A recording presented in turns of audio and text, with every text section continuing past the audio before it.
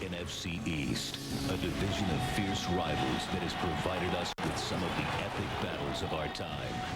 Today, a new incarnation of old adversaries meet, with first place on the line. The Dallas Cowboys, the New York Giants.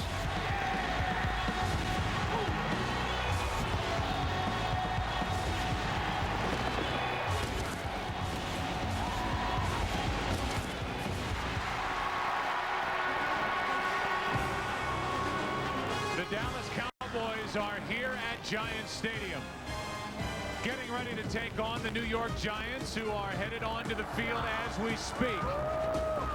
It's the NFL on Fox. It's the NFC East on Fox. The Dallas Cowboys and the New York Giants. All right, JB, that's an important game even for the Giants, because if the Giants lose today to Dallas, not only are they in essence 2 games behind the Cowboys in the NFC East, but in a tiebreaker, they would be trailing Minnesota after that meltdown loss they had here about 4 weeks ago. Bledsoe. Down he goes. Umenyiora. Number 11 on the season for O.C. Umenyiora. You better get him some help. O.C. Umenyiora is playing with about as much confidence as anybody on the field right now. Now, Torrin Tucker had a chance to work against him in the first meeting, because that's when Flozell Adams went down. You saw him try to give him some help with a back, but both he and Torrin Tucker played him to the outside. Take advantage of something special, and he feels that they have that team here this year. Well, here we go. Tiki Barber comes out. Brandon Jacobs, the rookie, comes in as the tailback. Well, you know my thoughts on it. I do. I think they're well founded. Jacobs takes it in. Touchdown, Giants. He covered it up. He takes it into the end zone, and the Giants strike first.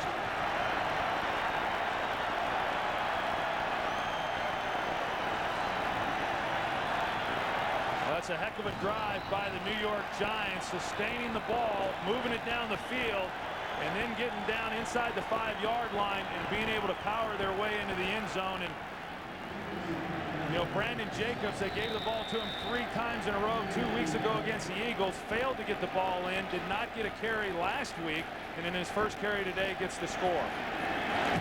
So on this drive, extended by a penalty, as this crowd gets behind Feely, who knocks through the extra point. The Giants pound it in. It's the rookie Jacobs. It's Tom Coughlin leading his former mentor Bill Parcells, 7-zip. Lick on through Bledsoe. 3rd down and 8. Bledsoe under pressure in this first half.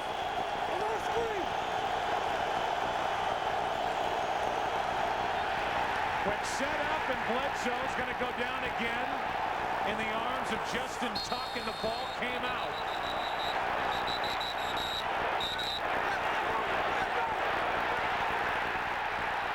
Giants have it. Kenderick Allen.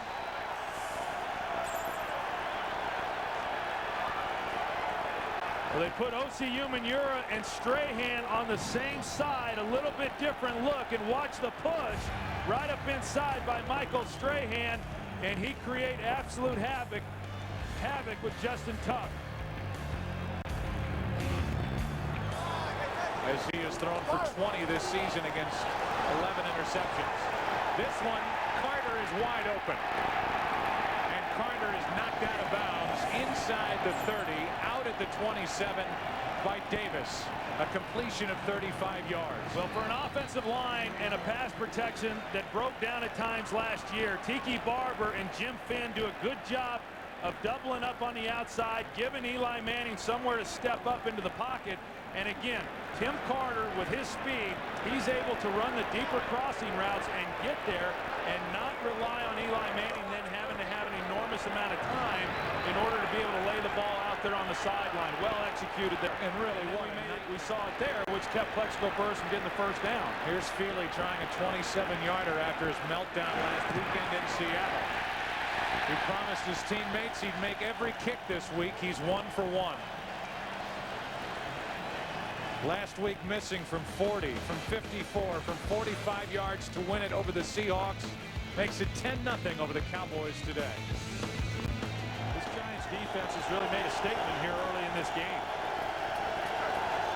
On first down, what great pressure as the ball comes free. Touchdown, Pierce. It was Kendrick Clancy who on the snap just went right through the offensive line and was basically waiting there for the handoff from Bledsoe. It was unbelievable. You would have thought that that's who was supposed to get the ball. He was in the backfield so fast. He absolutely drove, it appeared, Al Johnson. You take a look right here. Actually, Andre Gerard, now in at center, drives him completely back. And the reason Andre Gerard's in the game is because he's the bigger center of the two, so that those types of things won't happen. Great anticipation and movement there by Kendrick Clancy. Wow. Wow. Any question as to how this Giants team would respond after a heartbreaking loss last week in Seattle? Those questions have been answered. Antonio Pierce gets the defensive touchdown on the fumble recovery, and it's 17-0 New York. Stop from here, you keep them from trying a field goal. They convert, obviously they keep the drive alive and potentially turn this into a one-possession game. Third down and 8.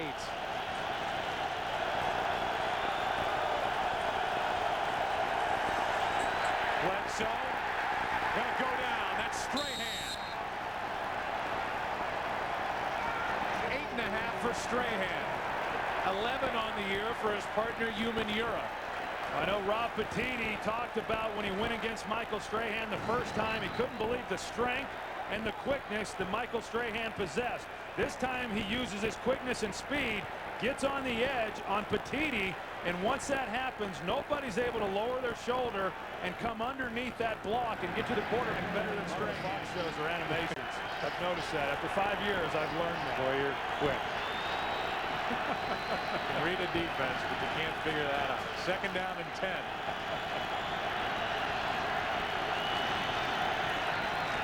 Giants coming. Strahan again.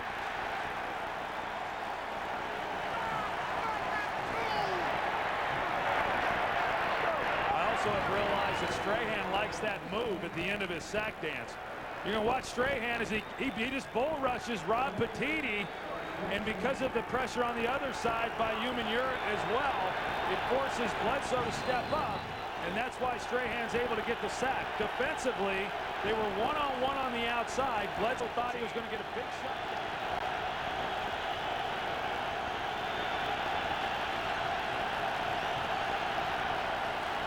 Three-man rush. Bledsoe airs it out. Glenn underthrown, and it's picked off. James Butler, an extra defensive back, is downfield to haul it in, and the Giants will take over at their own 7. In essence, it's like a good punt, but the Cowboys were moving it down by 7, and the Giants get the interception. Well, they get a little bit of pressure again in there on Drew Bledsoe, and you got 6 defensive backs in the game, and Butler being the 6th guy. An underthrown ball, and Terry Glenn then tries to come back and make a play on it, basically serving as the defensive back. But he's not able to, and a good job by Butler bringing in the interception. A rookie free agent from Georgia Tech, his first career to get out there, read it, and make a play. Just before the 2-minute warning, Bledsoe on third down and 11. Fires in the pass, intercepted.